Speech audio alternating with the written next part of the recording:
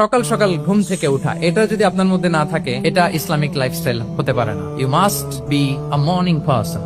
সকাল সকাল উঠতে হবে। আপনার সময় এমন ভাবে মেনটেন করবেন আপনি যে সকাল সকাল ফজরের পর থেকে আপনি অ্যাক্টিভ। তার মানে you have to wake up early, you have to sleep early. একজন মর্নিং পারসন যদি না হন, এটা ইসলামিক লাইফস্টাইল হবে। কারণ আল্লাহ রাসূল সাল্লাল্লাহু আলাইহি ওয়া আলিহি ওয়াসাল্লাম আমাদেরকে সকালে জেগে থাকার ব্যাপারে ইন্সপায়ার করেছেন এবং তিনি দোয়া করেছেন এই উম্মার জন্য স্পেশালি যে এই সময়টা এটা ফুল অফ বারাকা, ফুল অফ ব্লেসিংস। তিনি দোয়া করেছেন আল্লাহুম্মা বারিক লি উম্মতি ফি বুকুরিহা। আল্লাহ এই উম্মতের বুকুরটা মানে সকালের সময়টা, লেটস সে সানরাইজের পরে 3-4 ঘন্টা, এই সময়টাকে আল্লাহ আপনি বরকত দিয়ে পড়ে দেন। এই সময়টাতে ঘুমানো যাবে না, এটা হচ্ছে বরকতের সময়। এবং আল্লাহ রাসূল সাল্লাল্লাহু আলাইহি ওয়াসাল্লাম যদি কোনো সামরিক অভিযান প্রেরণ করতেন, এই টাইমে প্রেরণ করতেন, এই বকুরের টাইমে। এবং সাহাবারা তাদের কোনো ট্রেড ক্যারাভান, ব্যবসায়িক কাফেলা যখন সেন্ড করতেন, এই টাইমটাতে সেন্ড করতেন, কারণ এই টাইমটাতে বারাকা। এখন নিজের সাথে মিলিয়ে নেন যে এই টাইমটাতে আমরা কি করি। আমি জানি না আপনাদের কি অভ্যাস।